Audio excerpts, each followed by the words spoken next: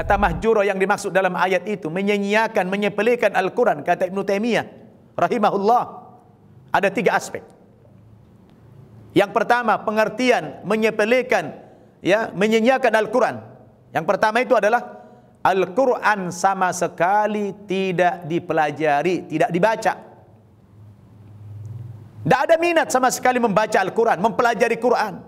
Orang ini beragama Islam, tidak ada minat mempelajari Al-Quran, maka orang itu sudah termasuk sebagai orang yang mahjura, menyepelekan Quran. Kemudian yang kedua, orang yang termasuk menyepelekan Al-Quran, dia bisa membaca Al-Quran, tetapi dia tidak berusaha memahami arti kandungan daripada Al-Quran. Ini juga termasuk orang yang menyepelekan Al-Quran. Kemudian yang ketiga, kata beliau, yang termasuk menyepelekan Al-Quran, dia baca Al-Quran, dia paham artinya apa, dia tahu maksudnya apa, tetapi tidak dia amalkan, dia tidak praktekkan kandungan Al-Quran. Ini juga termasuk orang yang menyepelekan Al-Quran, menyia-nyiakan Al-Quran, saudara. Jadi 3 aspek ini. Tidak membaca atau tidak mempelajarinya, dia baca tetapi tidak memahami artinya, atau dia baca dan dia paham artinya tapi dia tidak praktek kandungannya. Ini juga termasuk orang yang sepele terhadap Al-Quran. Jadi saudara-saudara, mari kita, apalagi melihat kondisi sekarang ini dunia, Masya Allah, ya, tanda-tanda akhir zaman sudah jelas bagi kita semua. Sudah saatnya umat Islam itu sadar, dan kita kembalilah kepada Al-Quran. Ini momentum yang paling tepat di bulan Ramadan. Ini bulan Quran, Syahrul Quran, bulan di mana Allah turunkan Al-Quran. Belajar di bulan Ramadan ini, insya Allah dipermudah oleh Allah Subhanahu wa Ta'ala. Orang yang sudah bisa membaca Quran, berusaha untuk bisa mahir membaca Al-Quran. Dan orang yang belum lancar belajar di bulan Ramadan ini. Dan Rasul mengatakan, al-mahiru bil Quran ma'as safaratil kiramil bararah. Subhanallah. Orang yang mahir membaca Al-Quran, nanti di akhirat dia dikumpulkan bersama malaikat-malaikat yang dimuliakan oleh Allah Subhanahu wa Ta'ala.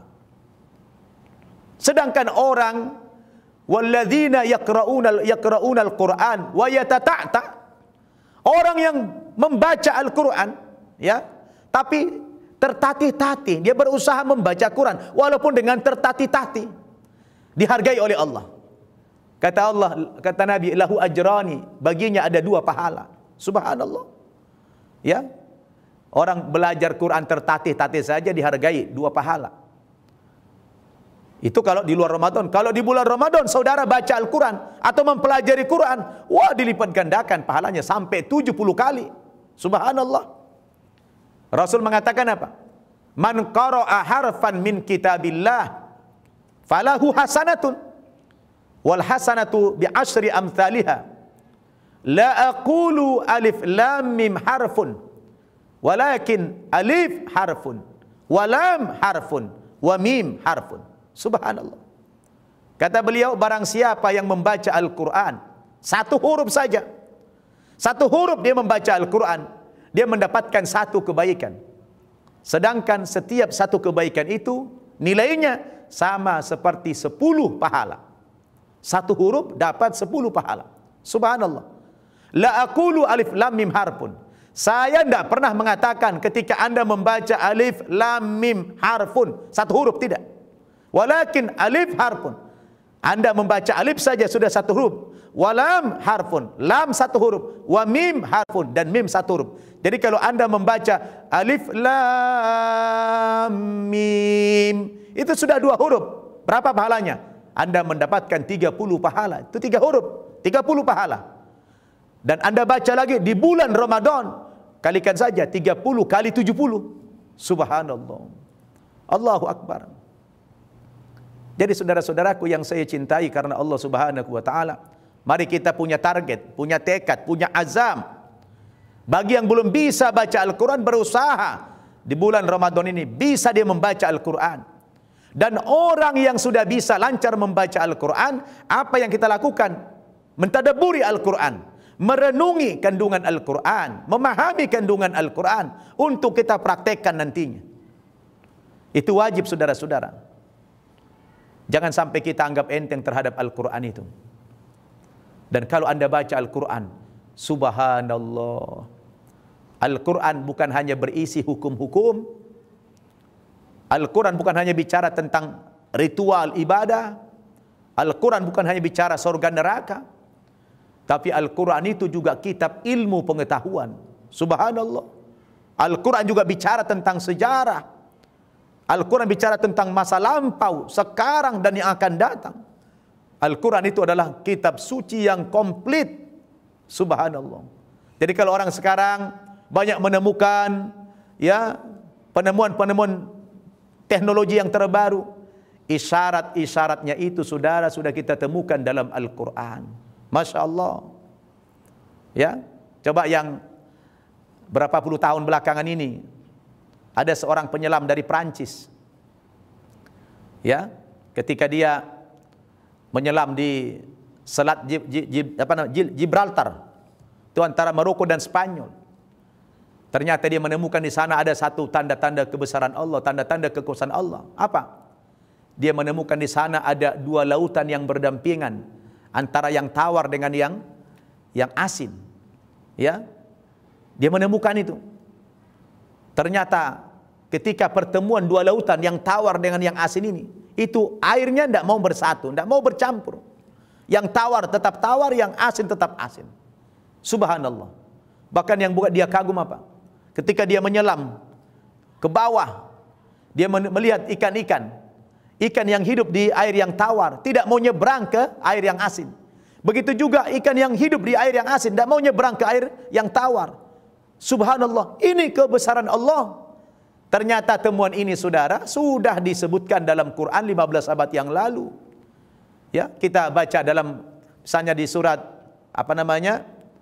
surat Ar-Rahman itu ayat 20. Marajal bahraini yaltaqiyani bainahuma barzakhul la yabghiyan. Dialah Allah Subhanahu wa taala yang mempertemukan dua lautan. Ini yang asin, ini yang tawar. Tapi ketika keduanya bertemu, kata Allah, tidak mau menyatu. 15 abad yang lalu Al-Quran sudah bercerita itu saudara dalam Quran. Tapi penemuannya baru sekarang ini, baru abad ini saudara. Betapa modernnya itu Quran. Jadi Anda kalau mengatakan Quran itu kuno, Quran itu ketinggalan zaman, istighfar Anda, taubat Anda kepada Allah. Dan kalau Anda non-muslim, coba Anda jujur, coba Anda belajar, jangan bisanya cuma ngejek saja. Anda pelajari Quran dengan baik. Bertanya kepada orang yang ahli. Fas'alu ahla dzikri in kuntum la ta'lamun. Tanya kepada pakarnya, tanya kepada para ahlinya, ahli Quran itu tanya kalau Anda tidak tahu. Jangan mencari-cari sendiri, nanti Anda sesat. Sudah sesat, makin sesat lagi. Sudah Anda kafir, makin kafir lagi. Jadi jangan paksakan. Karena memahami Quran itu perlu penguasaan bahasa Arab. Harus tahu nahu sorobnya, harus tahu ilmu balaghahnya. Kesastraan Al-Quran itu luar biasa. Di dalam ilmu balaghah ada namanya ilmu mantik, ada bayan, ada badi di situ. Kalau dipelajari itu Masya Allah, agung sekali Al-Quran itu. Betul-betul Al-Quran bukan karangan manusia. Itu adalah wahyu dari Allah Subhanahu wa taala. Makanya Anda lihat, mana ada kitab suci di muka bumi ini yang bisa dihafal kalau bukan wahyu dari Allah. Itu Al-Quran satu-satunya. Bayangkan 30 juz, 114 surat, 6.236 ayat bisa dihafal luar kepala. Kalau bukan mukjizat, mana mungkin saudara? Coba undang-undang yang dikarang manusia saja, yang jumlah ayatnya tidak sebanyak Quran, itu tidak bisa dihafal sama pakar-pakar, pengacara-pengacara, tidak bisa dihafal itu. Tapi Al-Quran bukan bahasa ibu kita tidak tahu artinya apa. Tapi Al-Quran bisa dihafal luar kepala. Ini bukti Al-Quran wahyu Allah. Al-Quran sebagai mukjizat. Maka tadabburi itu saudara.